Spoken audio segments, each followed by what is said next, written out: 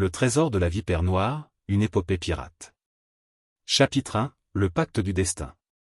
Les vagues tumultueuses de l'océan Pacifique se brisaient contre la coque robuste du navire pirate la Vipère Noire, un vaisseau redouté dans toutes les mers connu pour ses audacieuses prises et son équipage intrépide.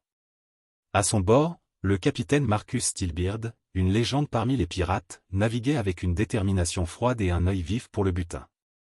Marcus avait forgé son chemin vers la piraterie après avoir été abandonné par les marins de la Marine royale, jurant de ne jamais obéir à un ordre injuste.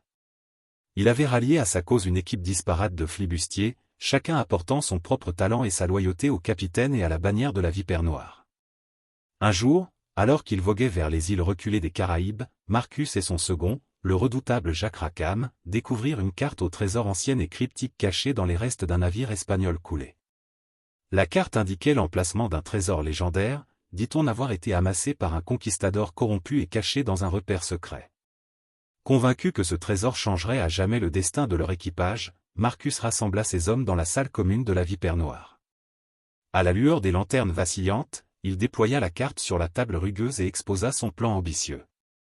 Les cœurs des pirates battaient d'excitation à l'idée de la fortune qui les attendait, mais Marcus savait que le chemin vers le trésor serait semé d'embûches et de dangers. Ils jurèrent alors de tout risquer pour atteindre leur but commun, scellant leur pacte avec du rhum fort et des chants de victoire qui résonnaient à travers le pont du navire. La Vipère Noire se mit en route vers l'inconnu, guidée par les étoiles et la promesse d'une richesse légendaire. Chapitre 2, le prix du trésor. Le voyage vers le repère du trésor fut plus périlleux que Marcus et son équipage ne l'avaient imaginé. Ils durent affronter des tempêtes déchaînées, des navires de guerre espagnols à leur poursuite, et même une brève mutinerie qui fut rapidement réprimée par la poigne de fer du capitaine.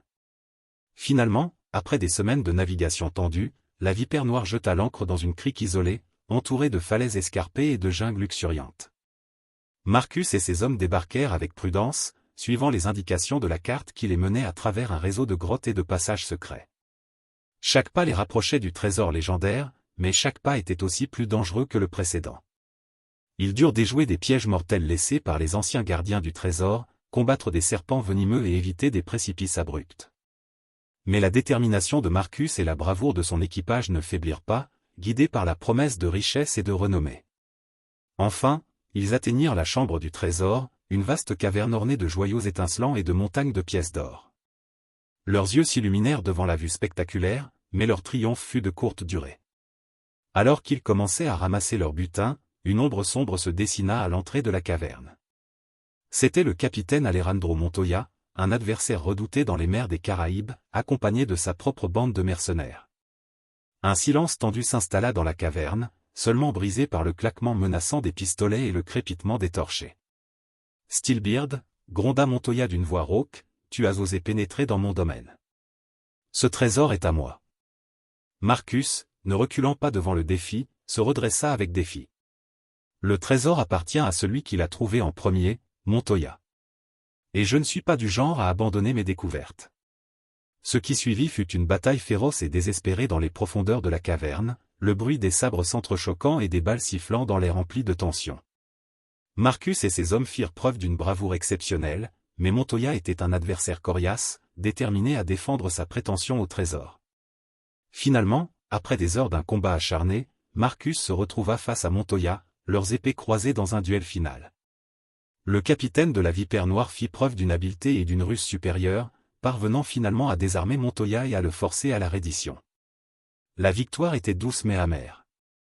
Marcus savait que le trésor leur appartenait légitimement, mais la bataille avait laissé son équipage épuisé et blessé. Ils rassemblèrent leurs richesses et se préparèrent à retourner à bord de la Vipère Noire, maintenant chargés de trésors et de souvenirs. En naviguant hors de la crique, Marcus regarda une dernière fois l'île lointaine où reposait le trésor perdu.